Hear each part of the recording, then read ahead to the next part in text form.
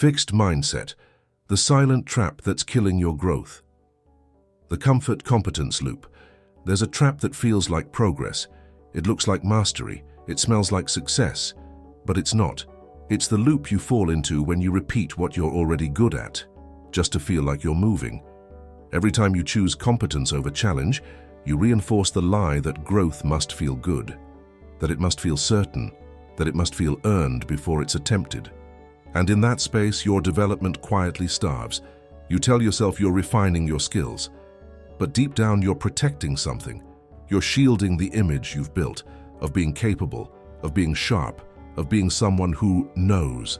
Because the moment you step into a new arena where your competence doesn't buy respect immediately, something ancient inside you panics. It says, if I look foolish, I lose status. If I lose status, I lose control. So, you retreat. Back to what you already know. Back to the old repetitions that make you feel alive, but never new. This is how the fixed mindset wins, not by locking you in fear, but by seducing you with recognition. You become addicted to doing only what you're praised for, and the moment growth demands silence, invisibility, or awkward first steps, you ghost it. Because it doesn't feel like progress. It feels like regression. But that's the misunderstanding. Growth isn't a celebration. It's a shedding. The Stoics understood this long before psychology gave it a name. They knew the enemy wasn't failure. It was stagnation dressed as success. Seneca wrote, "A gem cannot be polished without friction, nor a man perfected without trials." But what do we do today? We avoid friction like it's danger. We chase smoothness. We treat ease as a sign that we're aligned, when in truth, comfort is often the most elegant disguise for decay. Ask yourself, when was the last time you did something you were bad at on purpose? When was the last time you entered a room and didn't try to prove you belonged, but tried to earn your place by showing up fully unqualified and willing? That's where the fixed mindset panics. That's where it whispers, "You're too late. You should be better than this by now." They'll laugh. You'll lose their respect. But none of that is real. What's real is this. Staying in the comfort competence loop is the fastest way to build a beautiful prison. You become an expert in routines that no longer serve your expansion. You gain mastery over what no longer matters. And worst of all, you feel busy, but you aren't becoming. That's the danger. It's not that you won't grow, it's that you'll mistake repetition for evolution. That you'll stack wins that mean nothing, because they were never hard enough to change you. They only serve to maintain your image, not your integrity. So what do? You enter the tension, you practice looking foolish on purpose. You teach yourself that progress feels like incompetence before it looks like strength. You earn back the courage to suck at things again, because that's where the real you starts to emerge. Not the version polished by praise, but the version forged by friction. Marcus Aurelius said, "You have power over your mind, not outside events. Realize this, and you will find strength." The mind wants comfort, but the soul wants expansion. And every time you choose discomfort over ease, you stop rehearsing identity and start becoming truth. This is where we begin to escape the trap. Not by adding new tactics, but by subtracting the lie that comfort is proof of progress. From this point on, your job is simple. Become the kind of person who chooses the weight that makes you honest. That's the first step. Next, we'll uncover the second silent layer of the fixed mindset, one that most people carry since childhood without ever questioning it. The praise addiction, how approval becomes a prison. It starts early. You do something right, someone smiles, and your brain registers it as survival. From that moment on, the map is drawn. Do what brings applause, avoid what brings silence. And slowly, without meaning to, your growth becomes dependent on confirmation, not from within, but from others. That's how praise becomes a prison. The fixed mindset loves praise, but not because it feeds you, because it anchors you.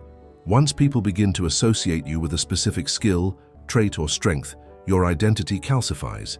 You stop exploring. You stop failing. You stop trying anything that risks cracking the image they see. You become a curator of consistency, not because it's who you are, but because it's who they expect. You start choosing tasks not for what they'll make of you, but for how they'll perceive you. You chase the fast applause, the quick nod, the easy like. You adjust your output for optics. You build an audience before you build depth. And here's the worst part.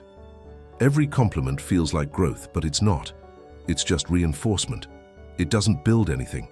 It only hardens what's already there. This is where the fixed mindset hides best, behind your own excellence. The better you get at something, the more you fear not being great. So you stay, you repeat, you perform. And each cycle makes you more predictable, more rehearsed, more afraid to fail in public. And that's exactly where your potential dies, not in silence, but under the weight of your own reputation. Praise addiction is subtle. It disguises itself as humility. You'll hear yourself say things like, "That's not really my lane," or "I'd rather stick to what I know." But those aren't boundaries. They're defenses. They keep you away from the edge, and that edge is where real growth starts. The Stoics didn't chase praise. They chased preparation. Seneca warned, "It is not the man who has too little, but the man who craves more that is poor." He wasn't just talking about wealth, he was talking about validation. The more you need others to tell you who you are, the more fragile you become when silence answers back. And the algorithm makes this worse. The moment a post, a skill, or a result gets traction, it tempts you into worshipping the pattern that produced it. You start producing for feedback loops. You optimize for what already worked. And without realizing it, you surrender the experiment. The adventure dies, the creative fire dims. You become a manager of impressions instead of a builder of capability. Ask yourself this: when was the last time you did something without telling anyone? No post, no announcement. Just the quiet pursuit of something that didn't earn you claps, only clarity. That's where your real power is. In the effort that no one sees. In the risks that no one validates. In the work that sharpens you privately, long before the world finds it worth noticing. The antidote to praise addiction isn't withdrawal, it's detachment. You don't need to reject the compliment, you just don't worship it. You don't let it steer the wheel. You listen, then return to the work. Because the moment you attach your self-worth to a scoreboard you don't control, you've already lost. From now on, track effort over outcome. Track attempts over applause. Track how often you choose the uncomfortable path, not for attention, but for growth. And when someone tells you you're gifted, thank them. Then go do something you're bad at. That's how you keep the fixed mindset from infecting your ambition. Marcus Aurelius reminds us, "It never ceases to amaze me." We all love ourselves more than other people, but care more about their opinion than our own. Break that. Reclaim your compass. Replace the hunger for praise with a hunger for process. And the moment you do, your evolution no longer belongs to anyone's reaction. It belongs to you. Next, we'll dig even deeper into the illusion of motion. How the fixed mindset disguises itself as productivity through a trap we call safety theater. Safety theater, the illusion of progress that keeps you stagnant. You're not avoiding growth, you're just preparing, or so you tell yourself. You buy the course, you organize the tools, you plan the perfect morning routine, you research, you highlight, you brainstorm. And yet nothing changes. Because all of this, the checklists, the notebooks, the software, the study, it's not movement, it's motion sickness. And the fixed mindset loves it. This is safety theater, rehearsing productivity to avoid exposure. You stay busy to feel brave. You pile up knowledge so you can delay the risk. But the risk is the real arena. That's where transformation lives. That's where identity bends. Everything else is set design. Impressive from a distance, empty under pressure. The most dangerous part is this. Safety theater rewards your ego while starving your growth. You feel accomplished without ever being challenged. You get the dopamine of momentum without any of the bruises of becoming. And over time you start to believe you're moving forward, when really you're just polishing your armor inside a house that's never been attacked. This is how the fixed mindset cloaks itself in ambition. It convinces you that preparation is protection, that the more you perfect your tools, the less likely you are to fail. But growth doesn't care how ready you feel. It only responds to what you face. And the truth is, you're not afraid of failure. You're afraid of visibility without control. You don't want to be seen mid-process. You don't want to be exposed while still awkward, unfinished, unsure. That's why you stay backstage. That's why the research never ends. The Stoics knew this pattern. Epictetus taught, first say to yourself what you would be, and then do what you have to do. Not prepare, not gather, do. Because the doing refines identity, not the thinking about doing. But the fixed mindset reverses this. It says, once you're certain, then you can act. And that moment never comes, so you stay stuck, but decorated, dressed in productivity, empty of transformation. Think about your own routines. Where have you replaced execution with arrangement? Where have you delayed action in the name of still learning? What's the one thing you say you want, but haven't exposed yourself to in over a year? Let's be clear, safety theater isn't laziness. It's fear made beautiful. It's fear dressed in ambition's clothing. You look the part, you sound convincing, but you're still on the sidelines. You're watching the game while polishing your cleats. There's only one way out: deliberate exposure. Action before perfection. Create before you're ready. Launch before you feel qualified. Because the work will never be flawless, but it will always teach you more than hesitation ever could.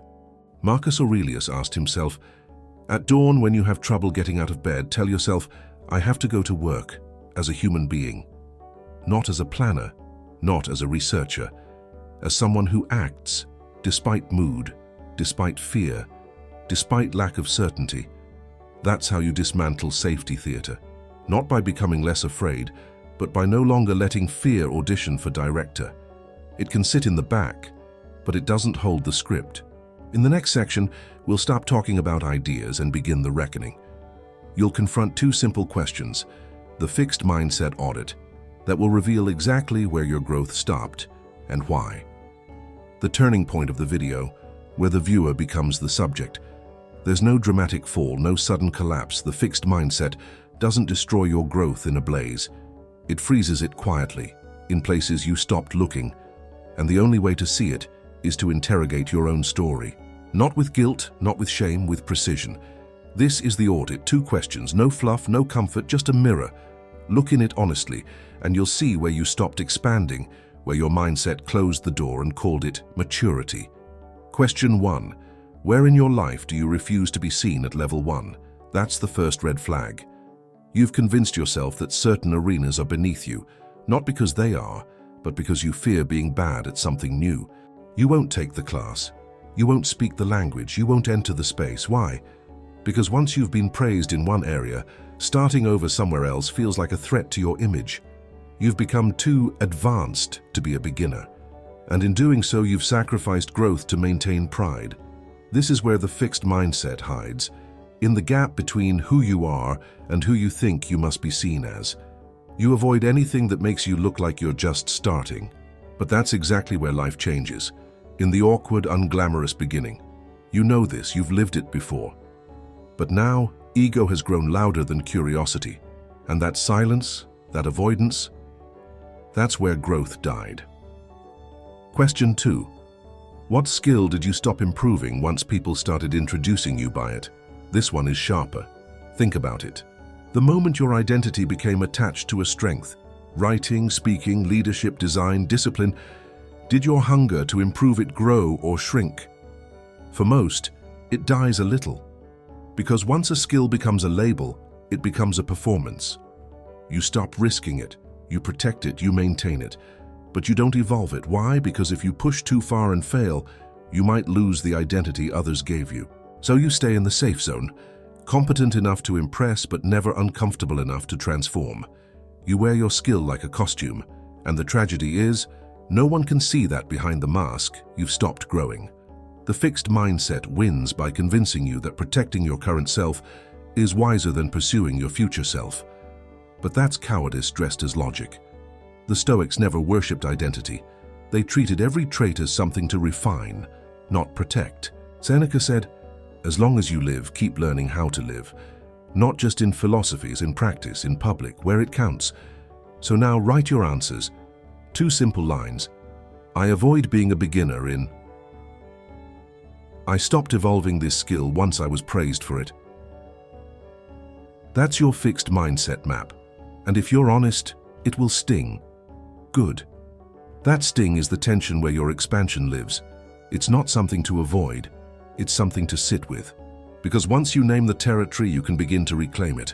Not with more theory, but with action. And that's where we go next. The audit gave you the map.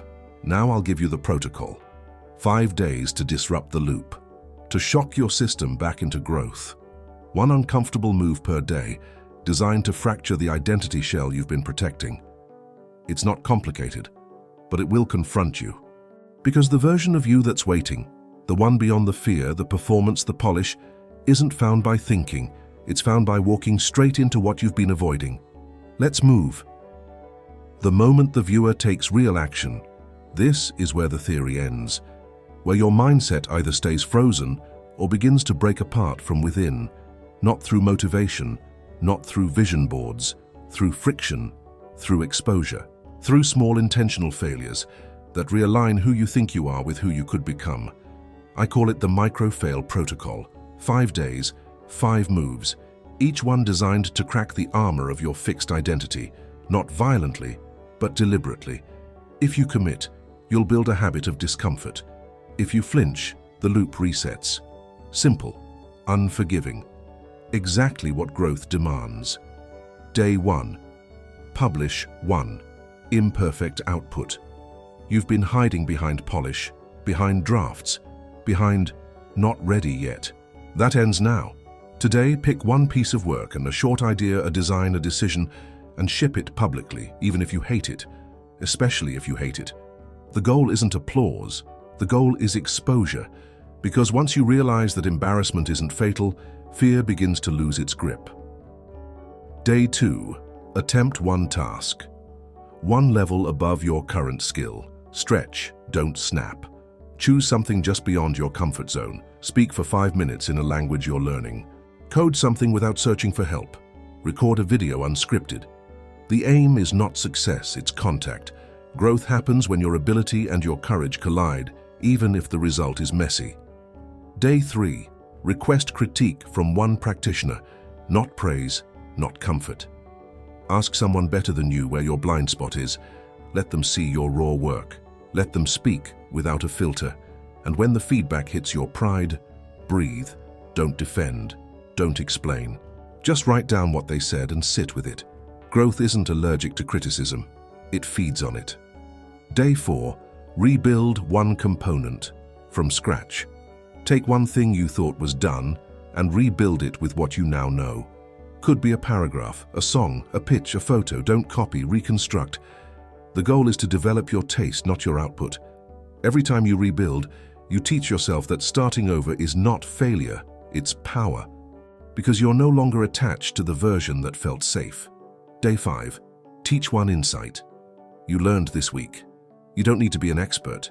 Just pick 1 truth that changed you. Say it out loud, write it, film it, share it. Why? Because teaching solidifies growth. It forces you to clarify your process. And more than anything, it proves to your mind that you're not just surviving discomfort. You're transmitting from it. That's the shift from student to warrior. But here's the rule. If you miss a day, you start again at day 1. No negotiation. This isn't punishment. It's pattern breaking. You've spent years building the habit of avoidance. You need rhythm to reverse it. Not intensity, not motivation. Rhythm. The Stoics lived this. Their journals weren't motivational speeches. They were audits of fear, confessions of pride, maps of where they collapsed and where they stood back up. Marcus Aurelius didn't write meditations to sound wise. He wrote them to survive himself. This protocol is your modern version. 5 days, 5 micro-failures, 5 cracks in the shell of who you were pretending to be. You won't be unrecognizable after, but you will remember something the fixed mindset made you forget. You're allowed to look foolish in the pursuit of something greater. The goal isn't to be confident. The goal is to become unshakable, because you've practiced the burn. You've walked into the discomfort, and you've realized that your mind won't break. It'll bend. And when it bends long enough, something new is born.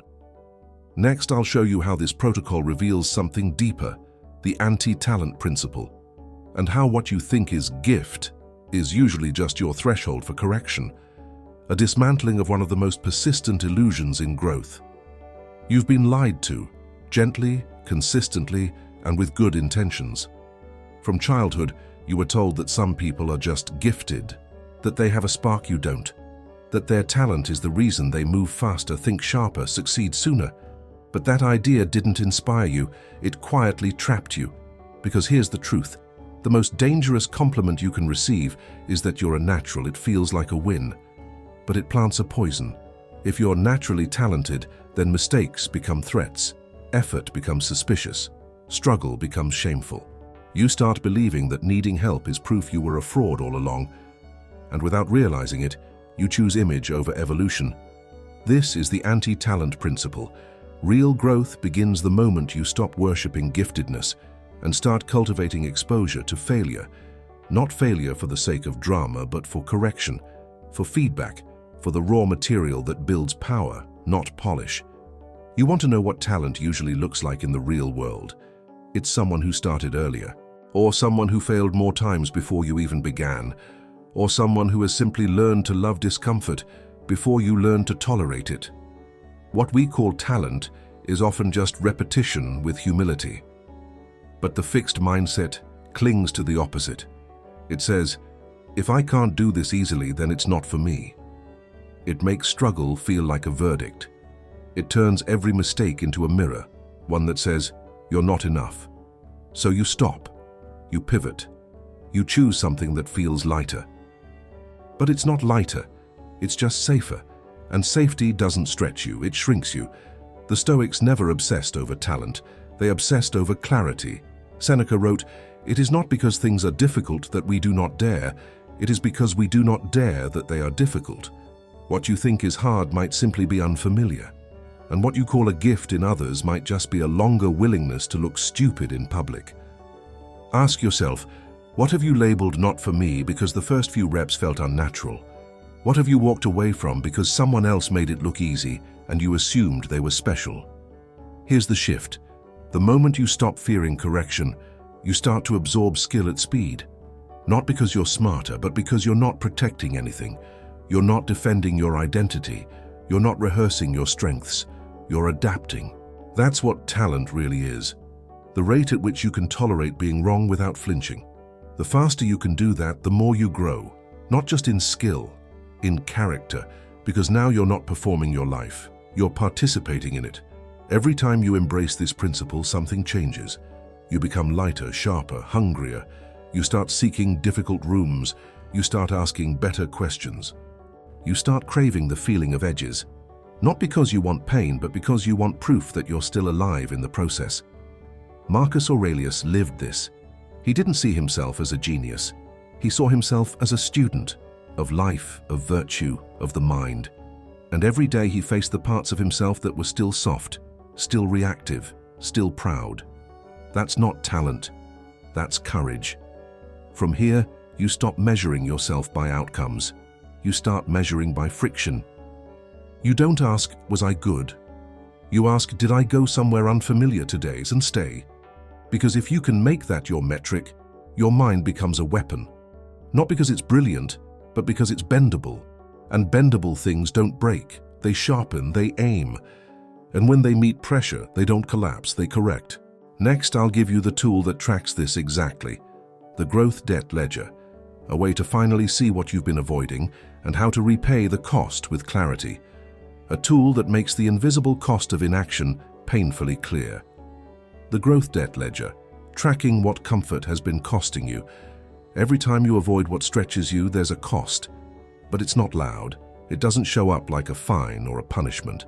It accumulates quietly, in missed opportunities, in stagnant skills, in mental fatigue you can't explain. You think you're maintaining, but you're actually borrowing, and the bill always comes due. This is the growth debt ledger. It's not motivational, it's not optimistic, it's a confrontation. It asks one thing: what has your avoidance been costing you in time, in potential, in identity? You won't like the answers.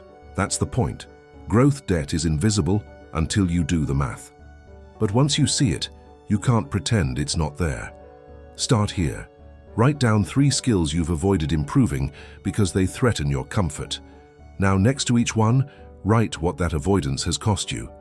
Maybe it's a job you didn't apply for, a side project you abandoned, a conversation you never initiated, a country you didn't move to, a business you didn't build, a version of yourself that stayed behind because the risk made you flinch.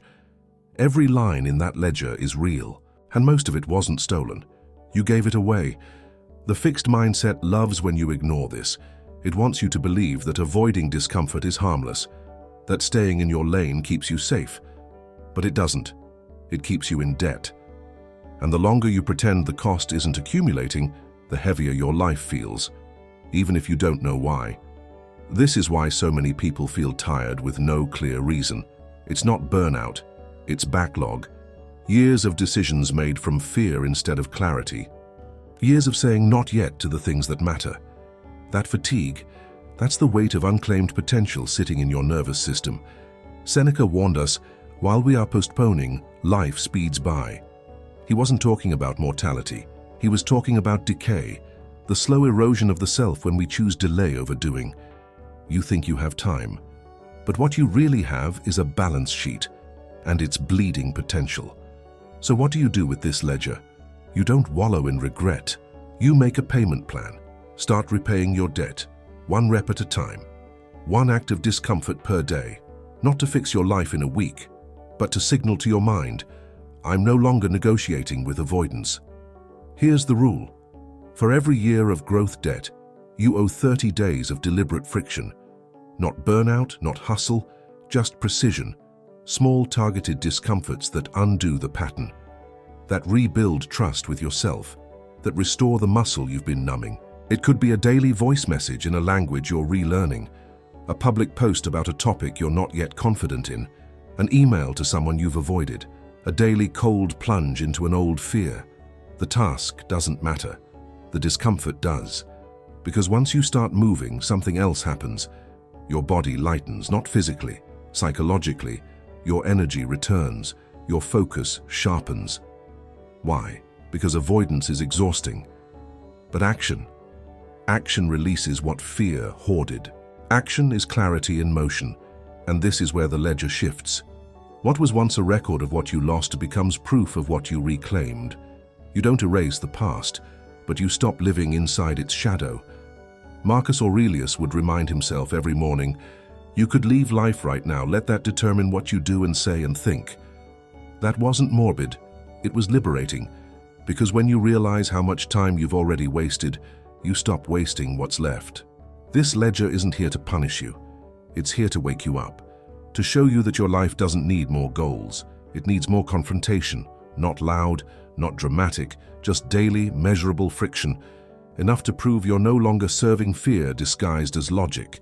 In the next topic, I'll show you how to balance this growth without burning out, through a strategy that splits your time between 2 arenas, one for practicing and one for proving. It's the key to building momentum that doesn't collapse, the system that keeps growth sustainable and sharp over time.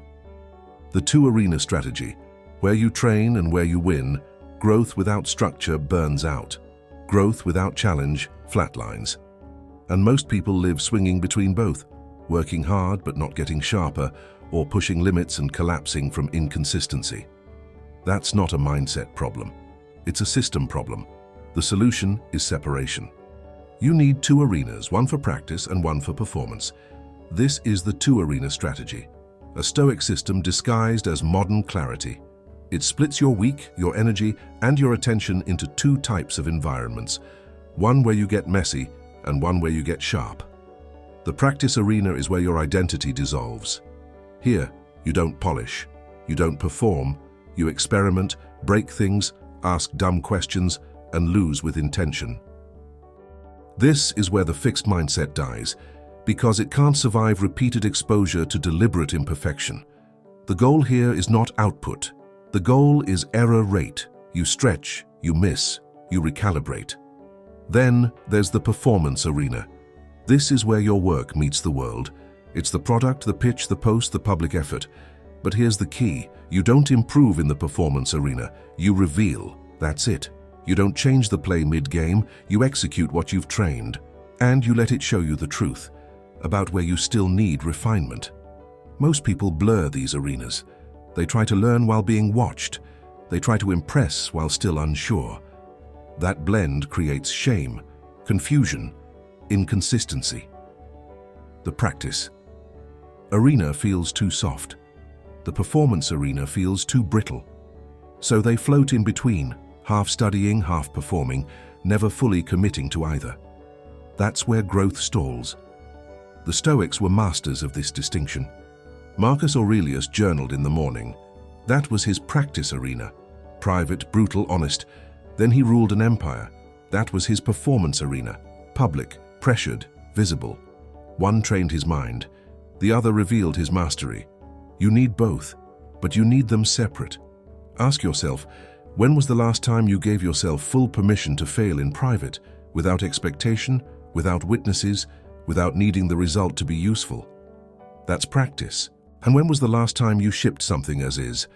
No tweaks, no doubts, no perfectionism at the finish line, and let the world respond. That's performance. Now structure it. Choose 2 to 3 practice arena sessions a week. They should be hard, private, and loose. Journal one uncomfortable truth. Try a new skill blindfolded by expectation. Record a voice note on something you don't fully understand, just to hear how unclear you sound. That's friction. Then schedule at least 1 performance arena output a week. Publish the video, run the meeting. Post the insight, compete. But don't use it as a learning zone. Use it as exposure. Data. Proof of where to focus next. You don't mix sharpening the blade with swinging it in combat. First you hone, then you test. That's how you grow fast and stay sane. The fixed mindset can't thrive inside this system. It needs blurred lines. It survives on vagueness. The moment you separate the places where you're allowed to suck from the places where you need to strike, you regain control of your direction. And when you track both over time, with one simple metric each, you start building confidence from repetition, not reaction. You stop overthinking. You start trusting the rhythm. Seneca once said, "It is not that we have a short time to live, but that we waste much of it." Most of that waste comes from trying to learn while hiding and perform while doubting. This system ends that. From here, we'll return to where this all began, your fixed mindset audit, and apply the micro-fail protocol, arena strategy, and anti-talent principle directly to those 2 original answers. You'll leave not just with insight, but with a map, clear, measurable, repeatable. The moment of return, where insight becomes a weapon in motion. The return to the audit, rebuilding the stuck self with a daily friction plan. You wrote 2 answers earlier. One place you refused to be a beginner. One skill you stopped evolving once people praised you for it. Those 2 answers aren't just reflections, they're coordinates. They mark the borders of the person you used to be and the edge of the person you could still become. This is where we stop admiring awareness and start engineering change. The loop ends here, not because you understand it, but because you now disrupt it on purpose, not once, not loudly, but daily, quietly, ruthlessly, with rhythm. We return now to those 2 growth dead zones, and we apply the system. First, go back to the skill you stopped evolving once it became your identity, the one that calcified under praise. It could be writing, selling, listening, teaching. Whatever it is, you've been polishing the old version, not rebuilding it. Start by pulling it into your practice arena. Strip away polish. Give yourself 5 sessions this week where you deliberately do it wrong. Relearn its basics. Break the muscle memory. Teach it to someone just starting. Record yourself doing it without edits, and watch it back without judgment. That's the signal to your nervous system. I'm not here to perform. I'm here to evolve again. Then, commit to 1 public rep in the performance arena. Ship it, even if it's raw. Especially if it's raw. The goal isn't applause. The goal is dislodgement from the version of you that feared slipping. Second, take the area where you refuse to be seen as a beginner, the identity you've been defending in silence. That's your growth ceiling. That's your next proving ground. Write 1 sentence. I am now the kind of person who is willing to look foolish here. Say it, then prove it. Set one friction task per day for the next 5 days that forces exposure. It can be a class you never dared to try, a question you were too proud to ask, a subject you avoid because others know more. The only rule: you must act. The fixed mindset only exists when action is postponed. The moment you move, even imperfectly, the pattern begins to fracture. Now layer it. Combine your practice and performance arenas. Track your daily reps on paper, not outcomes, exposure. And tie each day back to a single focused metric. How many times did you choose friction over familiarity? That's the growth ledger in motion. That's the micro-fail protocol in service of clarity. That's the anti-talent principle made real. And that's the 2 audited zones becoming training fields, not prisons. You do this for 5 days, not for motivation, not to feel better. To realign your identity through tension. That's how you rebuild. That's how the shell cracks. That's how you stop preserving your old self and start becoming something sharper. You'll feel it, not like a breakthrough, but like a shift in weight. You'll stop avoiding your inbox. You'll stop hesitating on decisions. You'll notice that your body is less tense when the unknown appears. That's not luck, that's training. That's what 5 days of friction does to a mind that finally stopped running from itself. Marcus Aurelius wrote, "Waste no more time arguing what a good man should be. Be one." No more journaling circles, no more mental loops, no more waiting for confidence before doing the thing. Do the thing, and confidence will follow. We're not done. We never are. But now, you know how to see the trap, how to name it, how to walk out of it, not with inspiration but with instruction. The Stoic seal. Voluntary friction is freedom. You've seen the trap now, not from a distance but from inside. You've watched how the fixed mindset wears 1,000 faces: praise, preparation, talent, safety, pride, and how every one of them has the same agenda: to protect you from discomfort at the exact cost of your expansion. But protection is not freedom, it's just comfort with better marketing. The Stoics didn't worship hardship, but they understood it. They walked toward it on purpose, not because pain is noble, but because friction is where the false self cracks, the self that demands certainty. That chases validation, that avoids failure in the name of polish, that part of you. It dies every time you choose tension willingly, every time you expose yourself not out of recklessness, but out of refusal to rot in the same identity for one more day. That's the seal you carry now. Not a motto, not a mantra, a posture. You stop asking, what am I good at? You start asking, where am I still hiding? You stop needing to be seen as capable. You start choosing to be seen as becoming.